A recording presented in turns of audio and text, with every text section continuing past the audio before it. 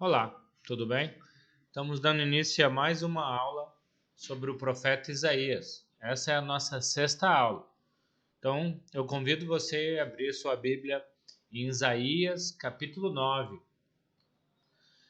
No capítulo 8, vimos um assunto pesado, né? Isaías, durante o capítulo 8, ele fala sobre morte e destruição. Fala como Deus iria punir, castigar os ímpios que estavam na contramão da vontade de Deus. Vimos como o povo de Israel não estava obedecendo a Deus. Vimos como o povo de Israel estava cometendo imoralidades, injustiça social, idolatria. E isso estava causando a ira de Deus e eles iam sofrer a consequência por essas escolhas erradas que eles estavam fazendo. Capítulo 9, Isaías volta a falar de uma forma esperançosa, volta a falar de uma forma mais branda, né? Ele vai falar que nem tudo são trevas, existe uma luz no fim do túnel. Se você ler eu convido você a ler, né? Capítulo 9, versículo 1 até o versículo 7. E muitos têm dificuldade com esse texto, né? A gente vai falar sobre isso agora. Muitos têm dificuldades porque não sabem se Isaías está falando de algum rei na época de Isaías ou se Isaías está fazendo uma profecia sobre a chegada do Messias, o estabelecimento do reino de Deus. Por exemplo, os versículos 6 e 7 dizem: Porque um menino nos nasceu, um filho nos foi dado, e o governo está nas mãos, e o governo está sobre os seus ombros. E ele será chamado Maravilhoso, Conselheiro, Deus Poderoso, Pai Eterno, Príncipe da Paz.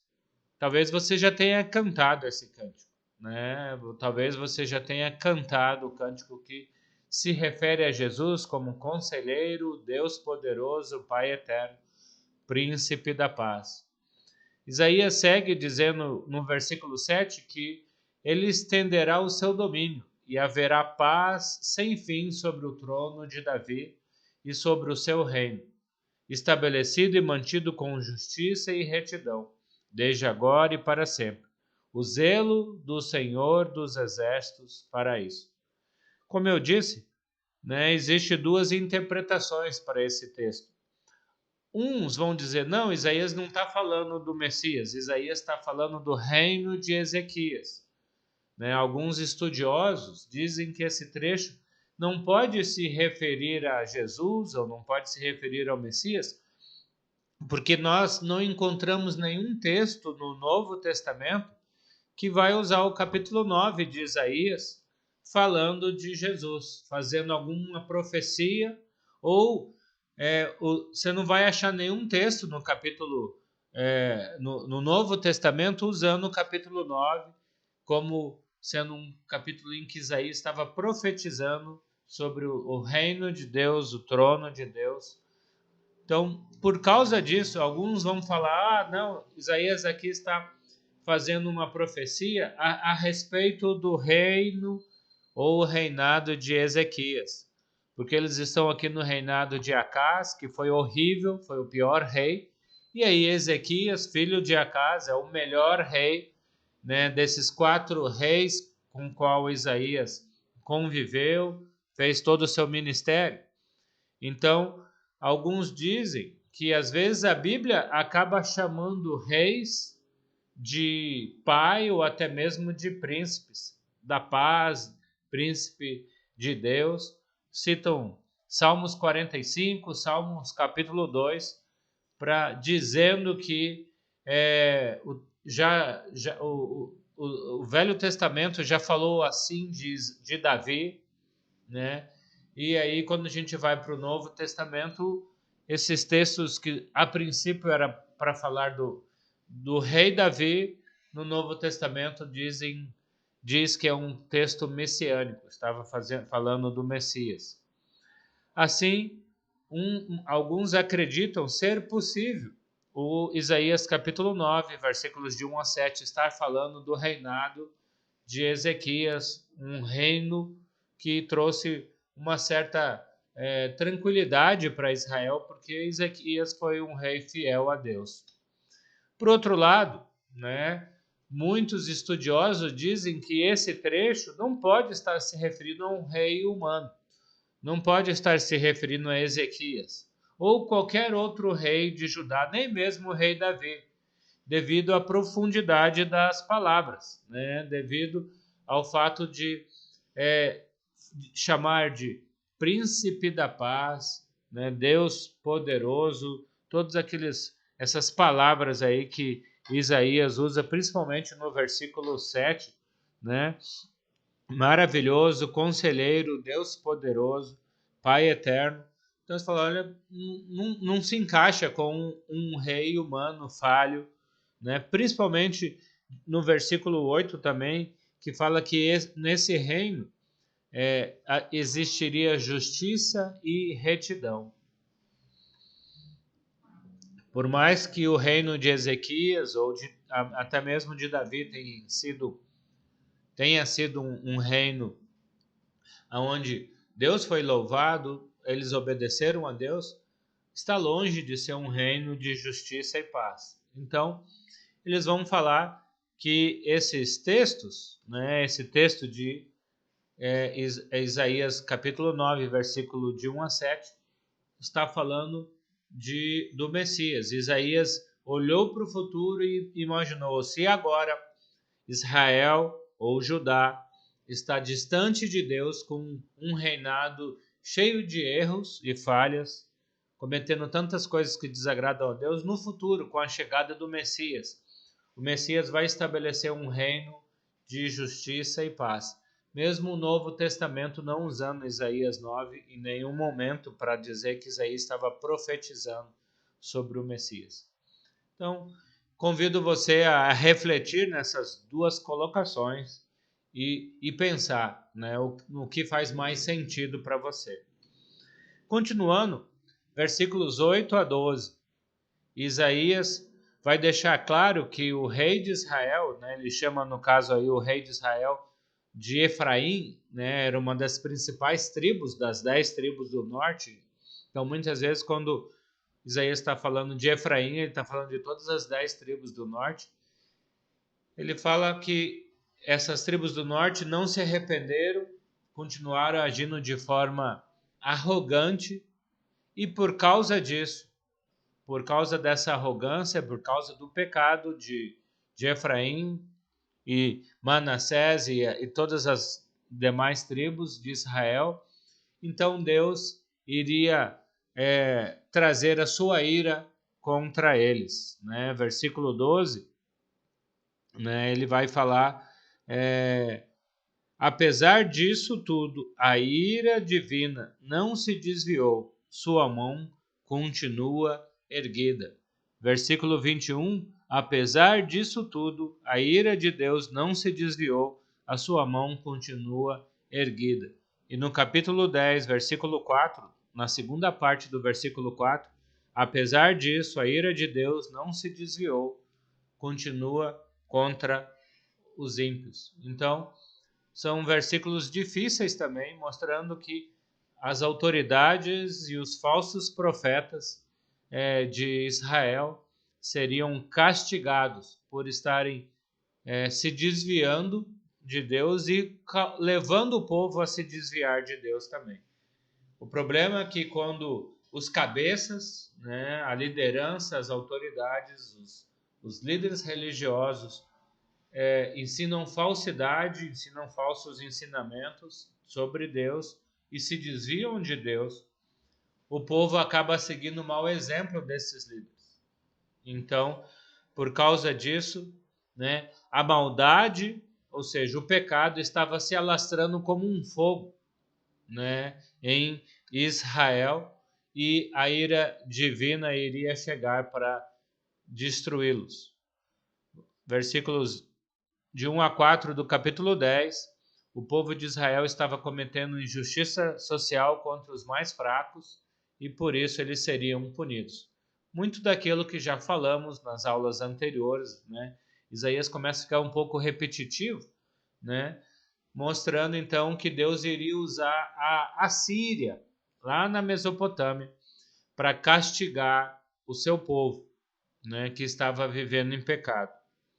Quando isso iria acontecer? Eu convido você a olhar para Isaías capítulo 10, versículo 3.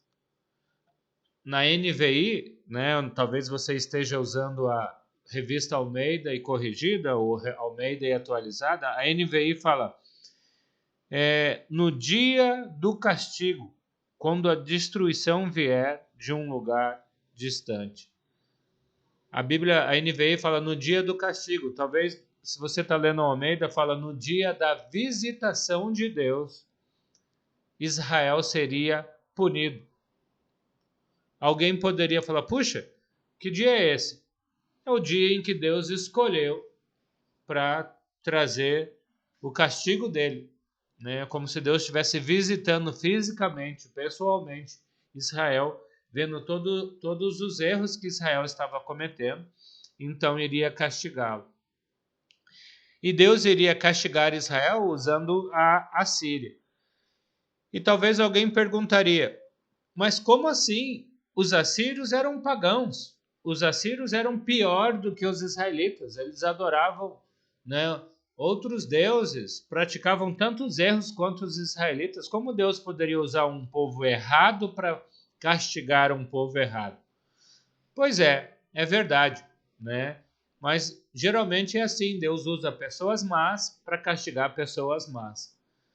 E por isso, no capítulo 10, versículos 5 a 19, Deus fala que no futuro Deus também castigaria os assírios, né? Então, se você ler Isaías capítulo 10, versículos 5 a 19, Isaías está falando da mesma forma que ele usou a Assíria para castigar Israel, a Assíria também seria castigada no futuro.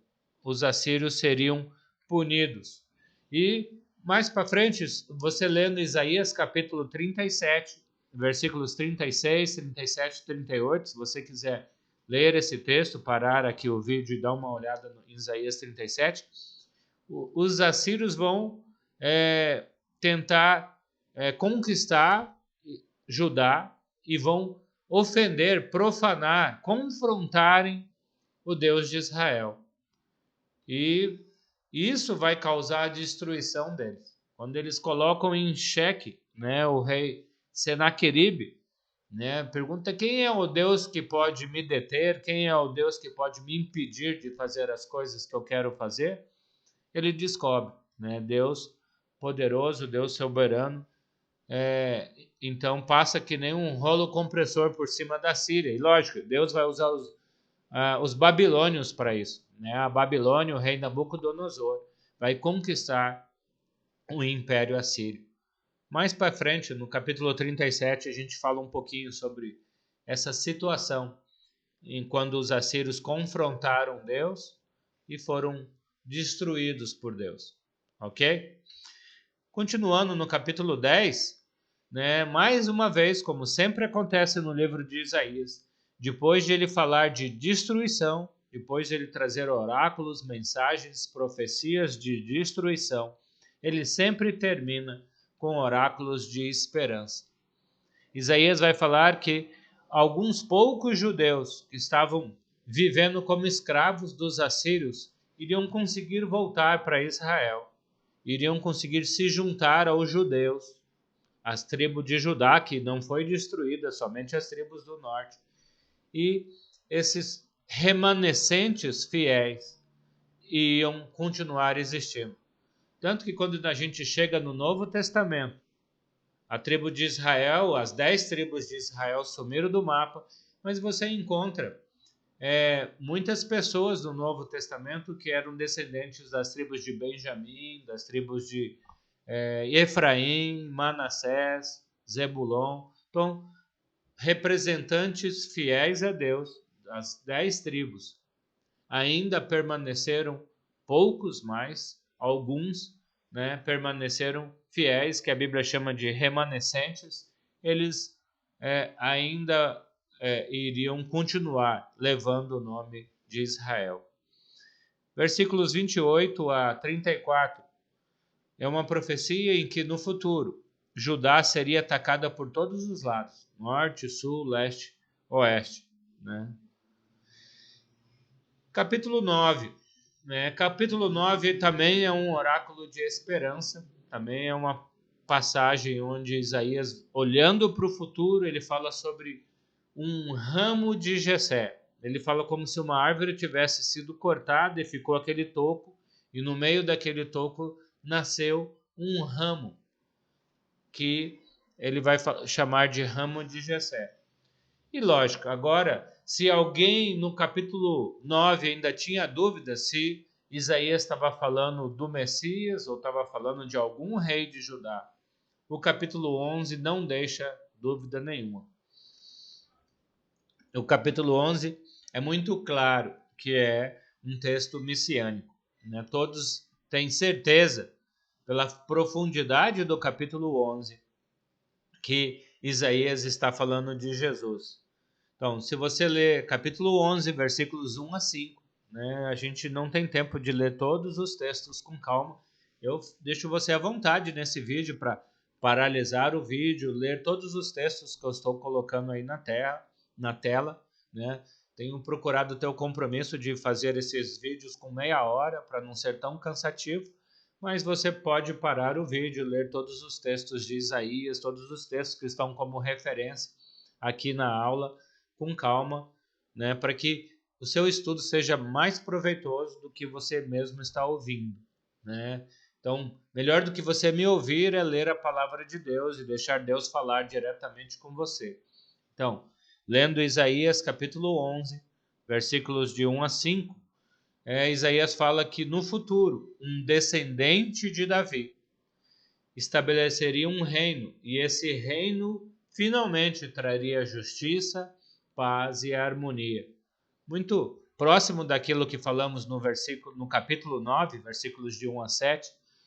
E aí sim a gente consegue associar muitas coisas do capítulo 11 com o Novo Testamento. Por exemplo, ele fala um pouco da aparência desse rei. E se você ler Romanos capítulo 15, versículo 12, Apocalipse capítulo 1, você vê o Apocalipse, por exemplo, falando de Jesus, e a imagem que Apocalipse revela de Jesus é muito próximo daquilo que Isaías está falando, né? Capítulo 11, versículos de 6 a 9.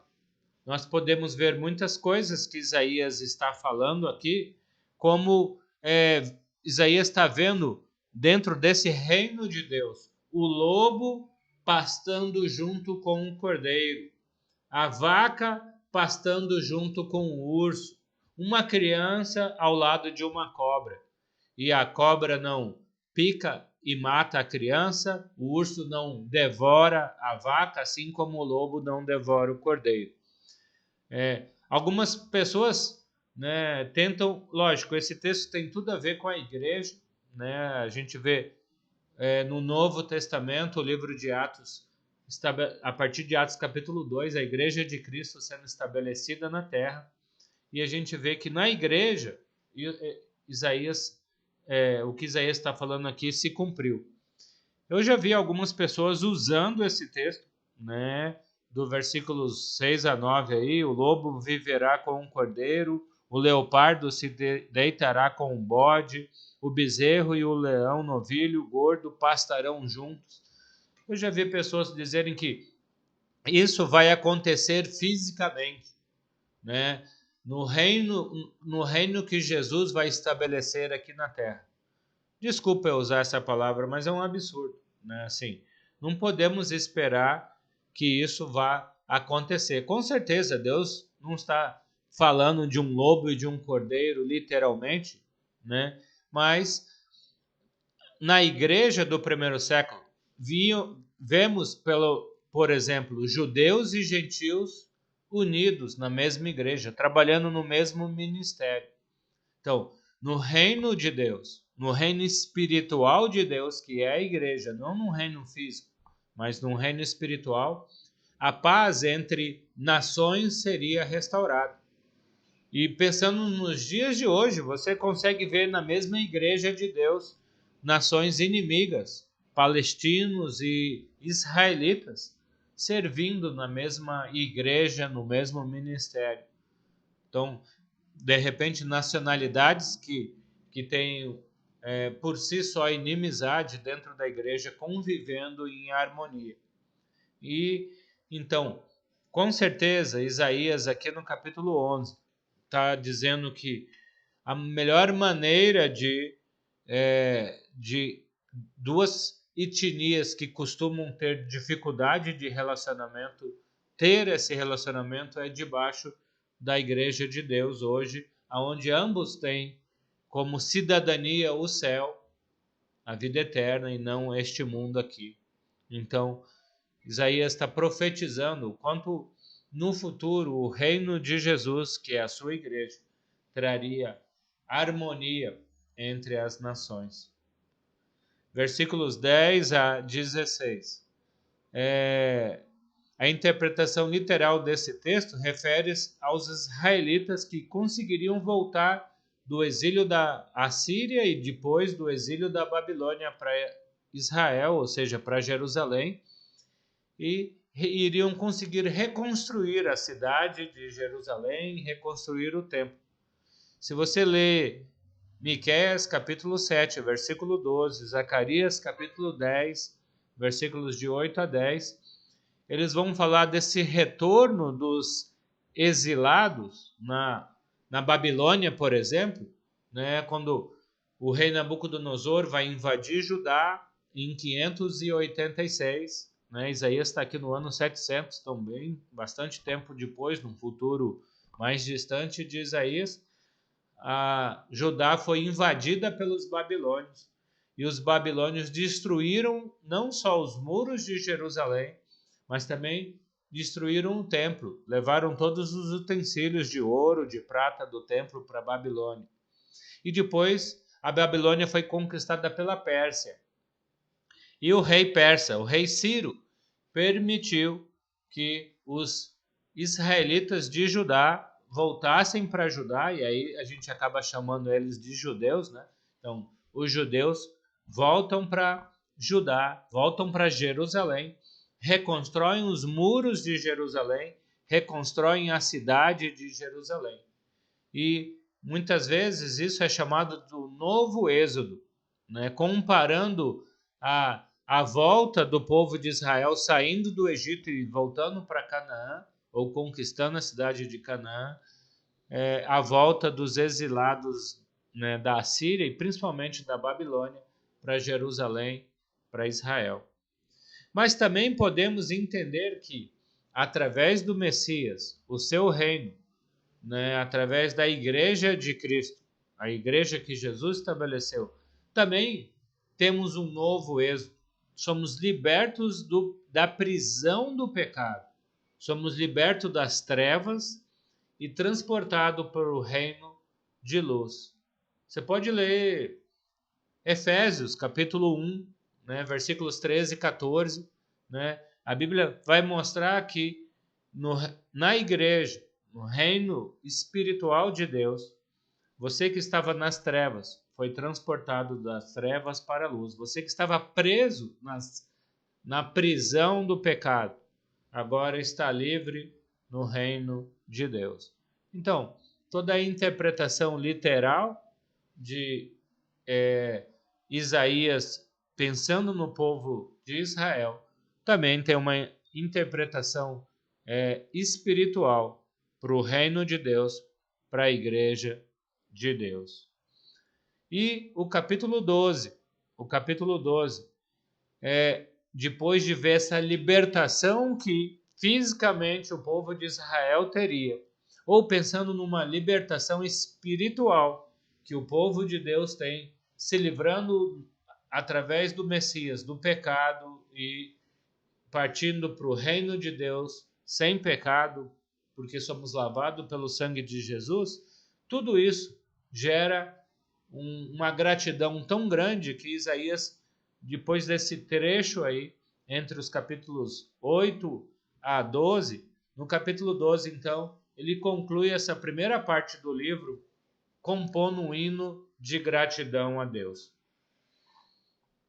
Então, todo o capítulo 12 é um capítulo onde Isaías está dando graças a Deus pela a sua misericórdia, por o fato de ele ter libertado ou permitido que um remanescente, né, saísse do cativeiro babilônico e voltado para Israel, para Jerusalém.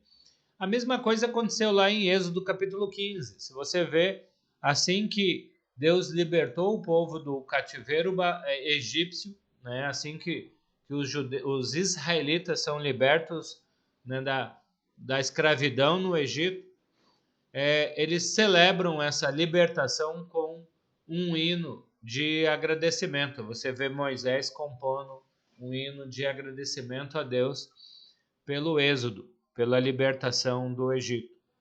E agora, como eu já disse, né, Isaías mostra a libertação de Israel como um segundo êxodo, quando eles estavam presos na Babilônia e Deus permitiu que eles retornassem para Jerusalém.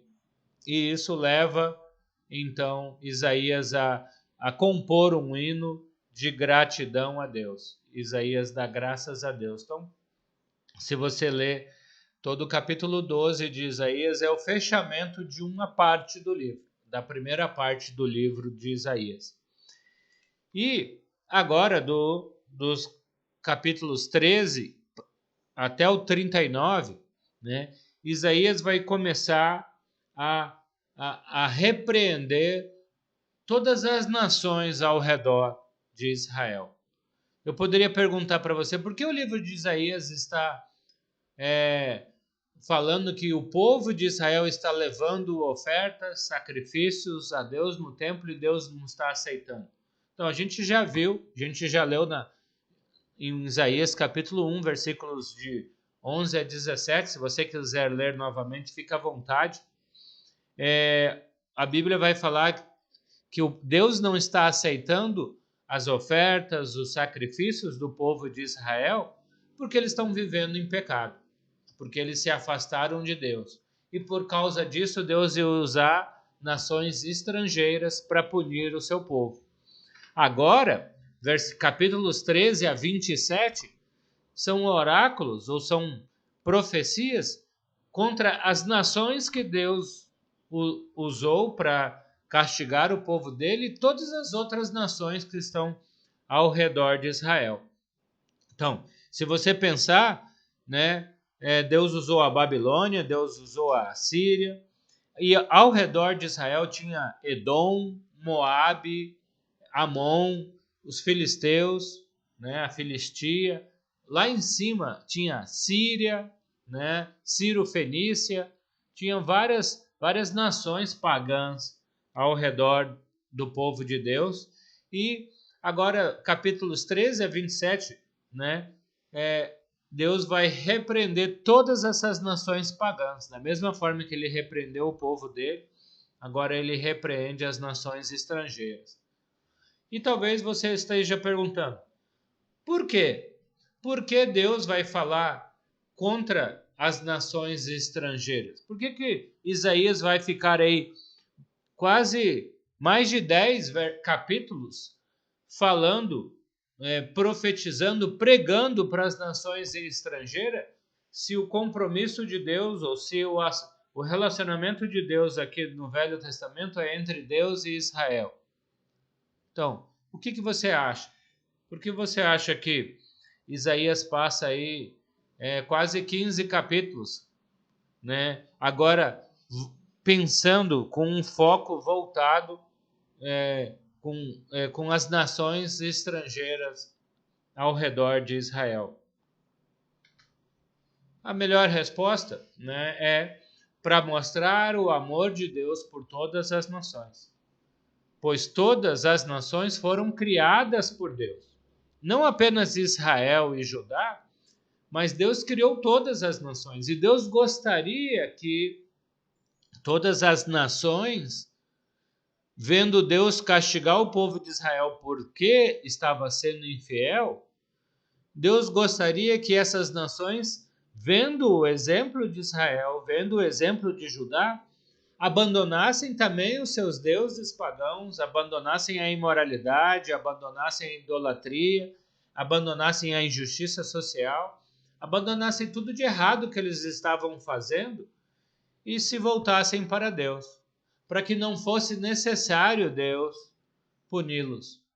Então, capítulos 13 a 27, Isaías deixa claro que, assim como Deus estava punindo seus filhos, Judá e Israel, e isso era porque ele os amava, Deus também iria punir as nações que estavam vivendo em pecado. E isso não era falta de amor de Deus, mas uma maneira para ver se essas nações pagãs, sendo punidas por Deus, elas abandonassem o pecado e voltassem para Deus. Portanto, por exemplo, eu não vou entrar em detalhes, eu deixo você à vontade, não temos tempo para ler, né, todos esses capítulos, mas se você ler os capítulos 13 e 14, você vai ver oráculos contra a Babilônia, né? Nessa época aqui é interessante que a Babilônia não era nada, né? Nós estamos aqui no ano 701, né? A Babilônia ainda nem tinha conquistado a Assíria. Vai conquistar a Síria lá pelo ano 600, né? Não, então, demorou mais de 100 anos para isso acontecer. E Deus já está aqui falando que a Babilônia seria uma nação poderosa, porém orgulhosa, arrogante, pecadora, e Deus no futuro iria castigá-la. Deus revela que a Babilônia deixaria de existir por tantos males que a Babilônia causaria ao povo de Deus, né? Versículos 22 e 23 aí do capítulo 14. E hoje em dia, realmente, a Babilônia não existe mais. Aonde era a Babilônia no Velho Testamento, hoje é um monte de ruínas coberta por areia no país que a gente chama de Iraque, lá no Oriente Médio. Então, o atual país do Iraque tem um lugar lá onde estão as ruínas da Babilônia. A Babilônia nunca mais voltou a existir como nação. Capítulo 14, versículos 24 a 32, depois de Deus repreender a Babilônia, Deus também repreende os assírios e os filisteus. Capítulo 15 e 16, Deus repreende a nação de Moabe. Os moabitas eram descendentes de Abraão. Os moabitas eram descendentes de Ló, né? Sobrinho de Abraão, né? Sobrinho de Abraão. E eles se afastaram de Deus, estavam vivendo em pecado, e Deus iria destruí-los. Capítulo 17 de Isaías. São oráculos de Deus contra a capital da Síria, Damasco, né? Então Deus repreende a Síria, né, pelo fato de eles também estarem afastados de Deus. Capítulo 18, Deus vai lá para a África, né? Deus repreende a Etiópia, que naquela época era um país poderoso, forte. Lembra? A rainha da Etiópia vai visitar Salomão e realmente os etíopes tinham um grande poder nessa época, era uma grande nação. Capítulo 18 de Isaías são repreensões contra a Etiópia. Capítulo 19, Deus repreende o Egito, repreende a grande nação egípcia. Capítulo 20, são oráculos de Deus ainda contra o Egito e também contra a Etiópia. Então, um pouco daquilo que ele falou nos capítulos 19 e 18, ele repete agora no capítulo 20. Capítulo 21, Deus volta a repreender a nação da Babilônia. Capítulo 22, Deus repreende a cidade de Jerusalém. Capítulo 23, Deus repreende Tiro, lá no extremo norte da Palestina, do lado ali da Síria, Tiro, Sidom, né, perto na Fenícia. Então, os habitantes de Tiro são repreendidos por Deus no capítulo 23. Como eu já disse, né, a gente não tem o porquê de ficar lendo e trabalhando em cima de cada um desses capítulos. Eu só estou dizendo do que se refere, o que são esses capítulos, e sinta-se à vontade para ler cada um desses capítulos, né, e ver profecias de Deus contra essas nações estrangeiras, né? Então, todos capítulos 17 a 23, então Deus está repreendendo as nações pagãs que se afastaram de Deus. Capítulos 24 a 27 é conhecido como o pequeno Apocalipse, né? Se você ler esses capítulos 24, 25, 26 e 27, você vê várias profecias que Isaías está falando de coisas que iriam acontecer no futuro de Isaías, como o livro de Apocalipse tem várias profecias do que ia acontecer no futuro do povo do primeiro século, né? Então, são capítulos interessantes dentro desse contexto aí em que o povo estava vivendo. Capítulos 28 a 33 de Isaías contém 6 oráculos de condenação, 6 palavras, mensagens de Deus de condenação. 5 contra Judá e um oráculo de condenação contra a Assíria, né, lá perto da Babilônia, na Mesopotâmia. E, finalmente, capítulos 34 e 35, né, capítulo 34 e 35 fala que Edom, né, seria destruído. No futuro, Deus iria destruir os Edomitas, a nação de Edom. Lembrando que os Edomitas são descendentes de Esaú. Então, mais um povo aí que era parente dos israelitas. Os Edomitas traíram Judá, ajudaram a Babilônia quando a Babilônia atacou Judá, atacou Jerusalém. E Deus então condena Edom por essa atitude, por esse comportamento, traindo seus próprios parentes. E Deus fala que ele iria destruir Edom, iria restaurar Judá, iria permitir que Jerusalém reconstruísse suas cidades, seus muros e o seu templo. Ok? Então, mais tarde, né, então, na próxima aula eu convido você a gente continuar estudando os capítulos 35 a 39 aí do livro de Isaías. Eu vou parar por aqui, né? Vou parar aqui no capítulo 35, né? Então, desde dos capítulos 14, 15, Deus vem falando contra essas nações pagãs, mas não sei se você tem dificuldade de ver isso, mas mesmo com essas profecias de condenação, Deus está mostrando que ele ainda se importava com as nações pagãs. Ele ainda gostaria que elas se voltassem para Deus, servissem a Deus e abandonassem o pecado. Ok? Então, espero que essa sexta aula de Isaías tenha te ajudado a entender aí esses capítulos de Isaías que não são tão fáceis assim de serem lidos e compreendidos. Convido você a ler com mais calma cada um desses capítulos que a gente só mencionou, não leu, e a gente se vê na aula 7, ok? Deus te abençoe, tudo de bom para você.